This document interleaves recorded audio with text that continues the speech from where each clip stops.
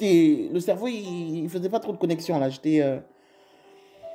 Et alors, à un moment, bah, on me dit, bah, écoutez, c'est votre tour, allez-y, montez sur la table. Je me suis couchée. Et puis, je regardais, j'attendais, je regardais. Il y a eu un moment où je me suis dit, non, mais bon, c'est bon, j'arrive. Je sens que j'ai envie d'aller aux toilettes, là, je reviens. Et donc, je suis descendue. Et je commençais à marcher pour aller vers les toilettes. Et il y a une dame, je l'ai vue, j'ai dit, bah, écoutez, si la sage-femme, elle vient, vous lui dites que je vais aux toilettes. Hein. J'ai dit, c'est où les toilettes? Elle me dit, c'est de l'autre côté. Et pendant que je marche, elle dit, non, non, non, mais il ne faut pas y aller. Hein. Je dis, si, je vais y aller, je reviens. Je n'ai pas pour longtemps, je pars vite fait et je reviens. Elle dit, non, non, non, vous partez pas. Et pendant que je pars, elle a commencé à crier, hey, Keneba, venez, il faut venir, la fille, elle est en train de partir, elle dit qu'elle va aller aux toilettes. Et donc, elles sont venues, elles m'ont dit, non, non, tu vas nulle part. Je dis, mais je vous dis que je vais aller aux toilettes. Elle me dit, non, non, mais tu pars pas aux toilettes, tu viens là. Pour moi, c'était, je comprenais rien du tout. Je me dis, mais elles me font quoi là? On peut même pas aller aux toilettes ici. Elle dit, non, mais tu montes sur la table. Je dis, mais vous comprenez pas ce que je vous dis ou quoi? Elle dit, non, mais tu sais quoi? Tu veux faire pipi, tu veux faire caca, tu fais tout ici. Je me suis dit, mais elles sont folles. Et j'étais tellement énervée parce que je me sentais vraiment insultée. Donc j'avais mal. Quand ça me poussait, elle me dit, vas-y, pousse. Alors j'ai commencé à pousser. Et j'avais une telle rage en moi. Parce que quand j'ai voulu crier, elle dit, on ne crie pas ici. Quand tu étais avec ton monsieur là, tu n'as pas crié. C'est pas ici que tu vas crier. Tu te tais et tu pousses. Alors toute la rage là, c'est moi où je passais mon temps à pleurer. Ah, je dis en plus, elles ne savent même pas ce que j'ai vécu.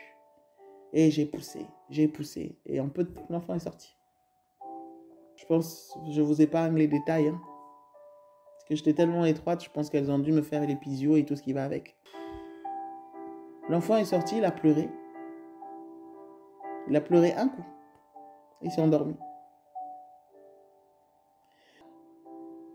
Elle m'a dit, ah, félicitations, c'est un garçon. Mais je ne m'étais jamais posé la question de savoir si j'allais avoir un garçon ou une fille, au fait. J'étais pas prête. Donc Adama est allé chercher une dame dans le secret, qu'il a mis dans la confidence, qui est venue laver mes habits et qui m'a ramené des habits. Elle a fouillé mon armoire, elle a pris ce qu'elle a trouvé. Et puis, ou c'est lui qui a dû fouiller mon armoire, enfin je sais pas. En tout cas, elle m'a ramené des tenues de rechange. Et on m'a emmené dans une autre salle. J'étais là, il y avait d'autres femmes qui étaient là avec leur bébé. Après, on a posé un enfant à côté de moi. On me dit, c'est ton enfant. J'étais assise au bord du lit. Et je regardais cet enfant. Je n'arrivais pas à le toucher. Je me suis dit, mais ça, c'est sorti de moi. Moi, un bébé. Mon cerveau ne comprenait pas, en fait. J'arrivais pas à comprendre.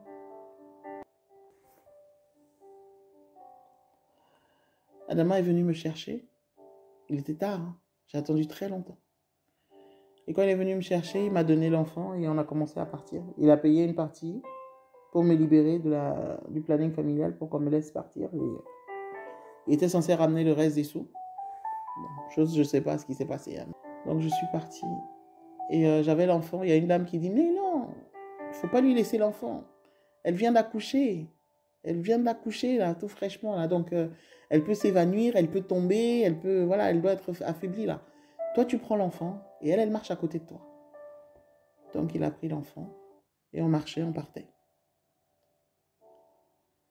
À un moment, il me dit, mais tu vas aller avec l'enfant à la maison? Je dis, ben non. Mes parents, ils ne savent même pas que je suis enceinte. Je ne peux pas venir avec l'enfant. Tu me laisses partir, je leur annonce la nouvelle et après, tu ramènes l'enfant. Parce que sinon, je dis quoi? Je dis que je l'ai ramassé dehors, je l'ai ramassé à la poubelle, je dis quoi? Ils vont pas me croire. Je dis donc, tu me laisses arriver à la maison, je leur explique d'abord ce qui s'est passé et tu me ramènes l'enfant. Il dit d'accord. Et donc, je dis, mais ça va, tu vas en faire quoi? Tu sais comment, voilà, même pour l'allaiter, tout ça, tu sais comment tu vas faire? Il dit, oui, oui, il a une tante là, il va de remettre l'enfant à une de ses tantes.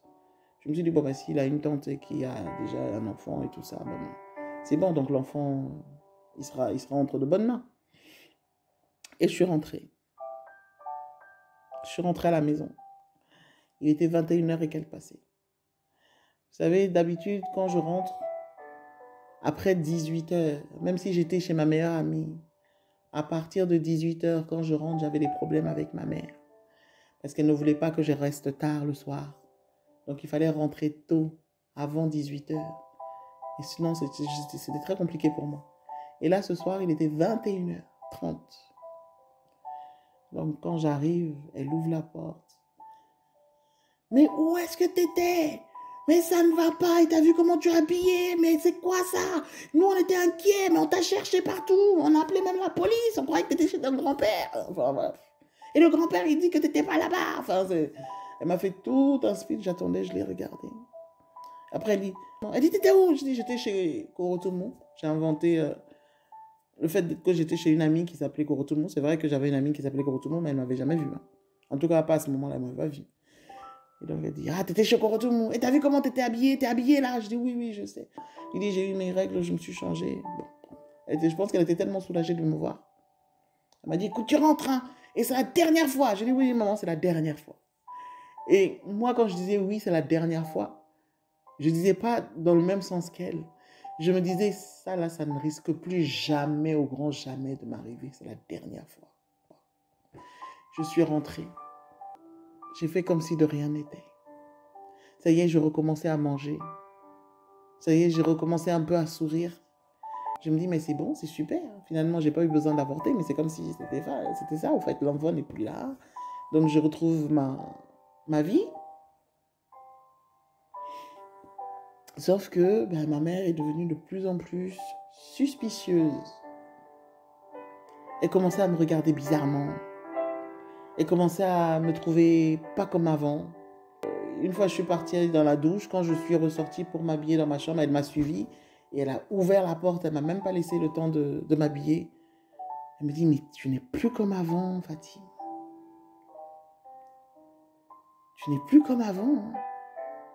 Il y a quelque chose qui a changé chez toi. Tu as tes règles, au fait? J'ai dit, oui, oui, maman, t'inquiète. Hein, si tu veux, même, je te montre. Bah ouais, j'avais les retours de couche. Elle me dit, non, c'est bon, c'est bon. Elle est ressortie. Elle dit, mais en plus, ta poitrine, je ne savais pas que tu avais une poitrine aussi grande. C'est normal, elle était gorgée de lait. J'étais obligée, souvent, des fois, j'ai essayé de presser pour enlever. Je me suis dit, bon, il n'y a rien, il n'y a pas d'enfant, donc j'ai rien à craindre, en fait. Non, je ne suis pas enceinte, c'est tout. Donc, du coup, je ne me suis même pas attardée à donner des explications. Je lui ai dit, non, je ne suis pas enceinte. Mais mon explication ne l'avait pas convaincue, chose que je ne savais pas. Elle est partie voir sa sœur, que j'aime beaucoup. Hein. Comme je disais, c'était ma tante préférée. Donc, elle est venue me chercher, me dire d'aller l'accompagner en ville. J'étais avec une amie qui voulait venir, justement. Elle lui a dit, non, non, non, nous, on part vite fait, et puis toi, tu nous attends, on revient. À ma grande surprise, elle m'emmène dans un centre de gynécologie. Je suis rentrée. Arrivée là-bas, déjà, elle commence à me mettre au parfum. Oui, est-ce que tu vois souvent des gynécologues et tout ça? Je dis non. Ta mère ne t'a jamais ramené? Non. Mais tu sais, une jeune fille doit se faire surveiller, c'est important. Je l'écoutais, je dis vraiment. Si elle veut que je l'accompagne, mais bon, moi, il est hors de question que je rentre dans un endroit comme ça. C'était pas... Donc, j'étais là pour elle. Elle est rentrée, elle a vu le médecin, je l'ai attendue dehors. Elle sort, elle me dit, c'est ton tour. Je dis, quel tour? Il n'y a pas de tour. Hein. J'y vais pas. Elle me dit, si, tu vas y aller. J'ai dit, non, j'y vais pas. Elle dit, si, c'est ton tour, vas-y. Elle a tellement insisté, j'avais vraiment pas envie. Après, j'ai dit, c'est pas grave, je vais y aller quand même. Alors, je pars. Et le médecin qui m'ausculte, il prend un air grave, il me regarde, il me dit, mademoiselle, vous êtes enceinte. J'ai dit, non, je suis pas enceinte. Hein. Il me dit, si, vous êtes enceinte. J'ai dit, non, docteur, je ne suis pas enceinte. Il dit, oui, mais je suis docteur, je suis médecin, je sais ce que je dis, et je vous dis que vous êtes enceinte. Moi, je dis, oui, moi aussi, je sais ce que j'ai vécu là, et je vous dis que je ne suis pas enceinte. Et je commence à pleurer, j'ai craqué. Je dis, non, c'est que... Il me dit, c'est que quoi? Je dis, non, faites ce que vous avez vu, vous avez dû vous voir, je viens d'accoucher et tout. Il dit, ça fait quoi? Je dis, non, ça fait à peine une semaine ou deux, je ne sais plus. Il me dit, ah bon, vous venez d'accoucher? Je dis, oui, un garçon, une fille. Je dis, oui, un garçon et tout. Il me dit, ah bon, et vos parents, ils sont au courant? Non, mes parents, ils ne sont pas au courant. Je dis, alors vous vivez chez qui? Il dit, vous vivez chez vos grands-parents alors? J'ai dit non. Vous vivez chez qui? Chez des amis? C'est des gens? C'est des tantes? Il dit non. Vous vivez où? Il dit bah, je vis chez mes parents. Attendez. Vous vivez chez vos parents. Vous tombez enceinte. Pendant 9 mois. Vous accouchez. Et vos parents ne sont pas au courant. Il dit mais vous me prenez pour un coup. Il dit non. Non, docteur. C'est la vérité. Il dit, hey, rhabillez-vous et puis vous sortez de mon bureau. Je dis, non, mais ce que je vous dis, c'est vraiment ça, au fait. Il dit, rhabillez-vous et sortez de mon bureau. Je ne veux pas de menteuse. Sortez de mon bureau. Je dis, non, mais bon. Et puis, il ne faut pas dire à ma tante. Il dit, sortez de mon bureau. Je suis sortie. Et là, je tremblais seulement. Je me suis dit, oh là là, je suis fichue. Il va le dire à ma tante, je suis mal barrée. Alors, ils m'ont donné de l'eau à boire. Je devais finir toute la bouteille sans aller aux toilettes. Oh, on me dit oui, qu'on va me faire échographie. Je ne savais même pas ce que c'était à l'époque. Et donc, j'étais là maintenant, je saute. J'attendais mon tour parce qu'il y avait une file d'attente avant moi. Et dès que c'était mon tour, j'y vais. Il me passe la sonde sur le ventre et tout. Il regarde. Il dit, ah, en effet, je ne vois pas de traces de végétation. Donc, oui, elle n'est pas enceinte. En effet, elle n'est pas enceinte. J'ai dit, mais vous voyez, je vous avais dit que je n'étais pas enceinte. Et je m'apprêtais à dire que non, en fait, j'ai raconté, tout ce que je l'ai raconté, c'était des mensonges. En fait, c'est parce que j'avais peur. Hein, donc, mais sinon, il ne s'est jamais rien passé. Hein, je ne suis pas du tout enceinte et je n'ai jamais été enceinte et il n'y a jamais rien eu et tout ça. Donc, je m'apprêtais à tout nier en bloc. Sauf que quand je descends du tapis, il me dit, ok, rhabillez-vous. Et à un moment, il dit, attendez. Il me rappelle, je reviens. Il prend juste le bout de ma poitrine et il appuie. Il y a du lait qui sort. Alors là, ma tante, elle hurle. Ma tante, elle crie. Ma tante, elle parle en russe. Elle a parlé en bambara. Elle a parlé en français. Elle a parlé dans tout. Bouge-moi, mon Dieu. Oh Seigneur, Matigi Massa. Et elle a tout dit.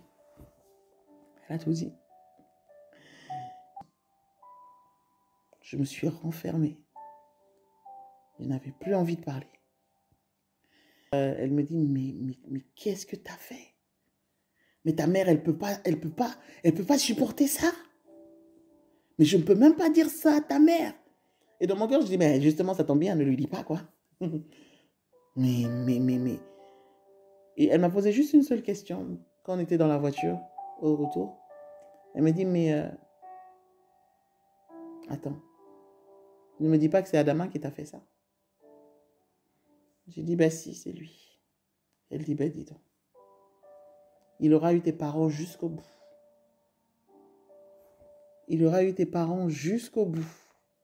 Donc depuis qu'Adama était parti, tous les jours, il y a des gens qui venaient. Ceux qui venaient même pour demander à mon père de le pardonner. Quand mon père expliquait ce qu'il avait fait, au fait, il disait, mais c'est pas possible que Adama vole. Parce que normalement, on le considère comme ton fils. Il y a quelque temps, il est venu demander telle chose de ta part. Et il avait emprunté de l'argent à des personnes. Il avait emprunté je ne sais pas combien à des personnes. Au fait, tout le voisinage en était endetté auprès de tout le voisinage parce qu'il demandait toujours de l'argent de la part de mon père. Et mon père n'a jamais demandé quoi que ce soit. Et donc on découvrait tous les jours qu'il y avait des sommes et des sommes qu'il avait pris par-ci, par-là, emprunté par-ci, des choses par-là. Et donc,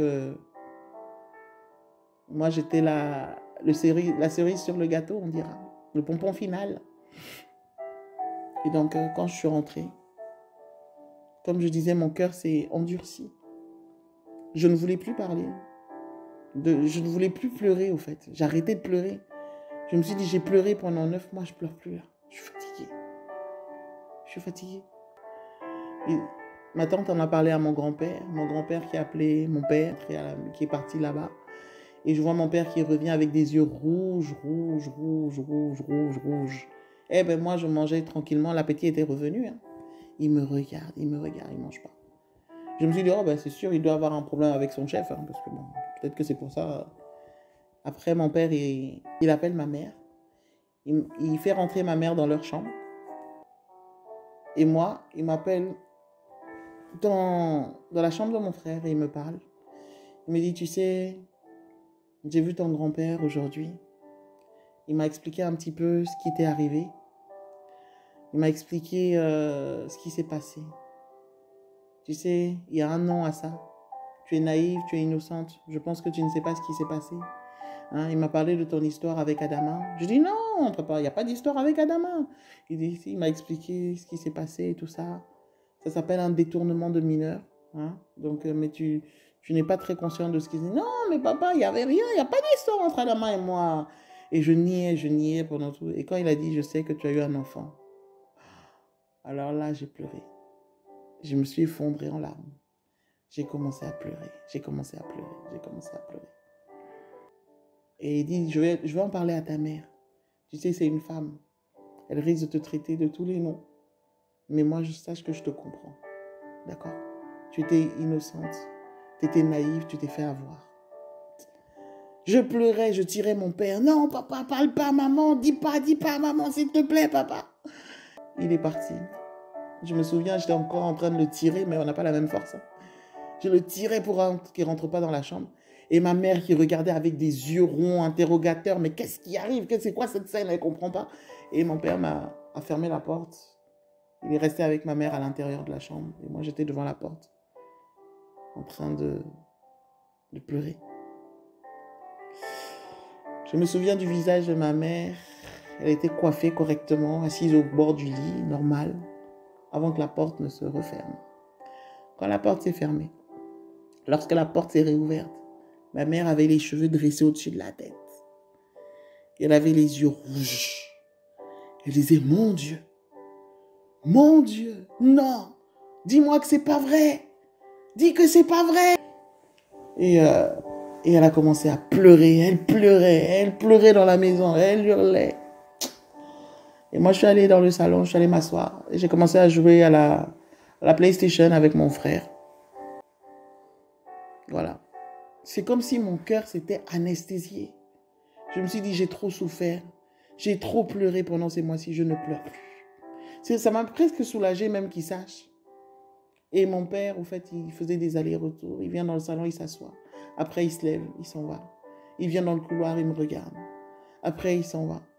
Et au fait, ma mère, plus tard, me disait que chaque fois qu'il faisait ça, il retournait dans la chambre et il partait hurler. Et moi, je me suis dit, c'est bon, maintenant qu'il sait, c'est bon. Et j'ai écrit à Adama parce que j'avais ses coordonnées. Je lui ai dit, c'est bon, mes parents sont au courant, tu peux me ramener l'enfant. Pas de nouvelles. Il ne me dit pas. Par contre, je n'avais pas son numéro de téléphone. Je ne savais pas où il était, mais je savais comment le contacter, par le biais d'une tierce personne. Alors, quelques temps plus tard, ma mère, elle m'a appelé. Elle m'a dit, oui, comment tu as pu me faire ça? Moi qui suis ta mère, quand même. Franchement, tu aurais pu mourir. Et pourquoi tu ne m'as pas parlé? Qu'est-ce que je t'ai fait pour que tu ne me parles pas? Tu te rends compte de ce que tu as fait? Je l'ai écouté, je suis pas bonne. Il dit, mais il est où Adama? Je dis, mais j'en sais rien. En tout cas, lui, je ne le pardonnerai pas. Je ne le pardonnerai jamais. Et si jamais je le vois, je crois que je vais le poignarder. Enfin, elle a dit plein de choses. Et elle lui en voulait vraiment. Elle lui en voulait vraiment. Et moi, je me suis bien... Elle dit, mais en plus, toi, si tu sais où il est et que tu ne me dis pas, je ne te pardonnerai pas non plus. Bon, ça m'arrangeait, je ne savais pas où il était, mais bon. Et du coup, je suis repartie comme si de rien n'était. Et plus tard, mon père aussi, il m'a appelé. Il m'a encore posé des questions. Il me dit, mais écoute, tu sais que ce que tu as fait quand même, ce que vous avez fait là, c'est grave. Il est où l'enfant? J'ai dit, mais papa, je ne sais pas où est l'enfant. Il dit, non, dis-moi de grâce, explique-moi où est l'enfant. Il dit, en plus, tu nous aurais dit assez tôt, on aurait trouvé une solution. On aurait pu trouver une solution. Si c'était de te faire avorter ou trouver une solution, on aurait trouvé une solution. Tu nous aurais parlé. Mais tu n'as rien dit. Alors de grâce, qu'est-ce que vous avez fait à l'enfant? Il dit, tu sais, avec ma position, en plus toi, tu es mineur. Mais si jamais vous vous êtes convenu pour aller tuer cet enfant, s'il y a quoi que ce soit, c'est moi qu'on va venir prendre et mettre en prison. C'est pas toi. J'ai dit, mais papa, j'ai jamais fait ça, j'ai rien fait de... Il dit, mais c'est où? Parce qu'il y a beaucoup de problèmes d'infanticide au Mali. Ben, je ne savais pas où était l'enfant. J'avais écrit à Adama, il ne m'a pas répondu. Donc il dit, d'accord, ben écoute, si tu ne sais pas... Hein. Non, non, je ne sais pas, je ne sais pas. Adama est parti avec et voilà. Donc, il ne répondait pas à mes demandes de ramener l'enfant. Par contre, quand j'écrivais des petites lettres que je remettais à quelqu'un qui lui ramenait, il me demandait de l'argent, je lui donnais mon argent de poche. Il me demandait des fois des choses, des médicaments. J'attachais des petits bouts de médicaments dans des sachets et je lui remettais. Des fois, je prenais des choses qui sont à moi, des cadeaux qu'on m'avait offerts, des postes radio, des choses comme ça. Et je remettais. Jusqu'au jour où mon père m'a surpris en train de remettre pour Adama. Alors ce jour-là, il m'a tabassé. On dirait que toute la colère, toutes les émotions qu'il n'avait pas pu exprimer. Alors là, il m'a bien tabassé ce jour-là. Je m'en souviens encore. Il m'a frappé. Il me dit, alors tu l'aimes, c'est ça? Au fait, tu l'aimes. Nous, on est là en train de souffrir, Et toi, il dit, mais je comprends pourquoi tu pleurais quand il partait. Parce que je me demandais pourquoi tu pleures autant pour un domestique. Mais en réalité, c'est que tu étais amoureuse de lui.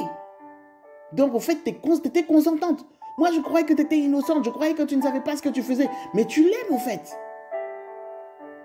Donc, et peu de temps après, mon père a été nommé.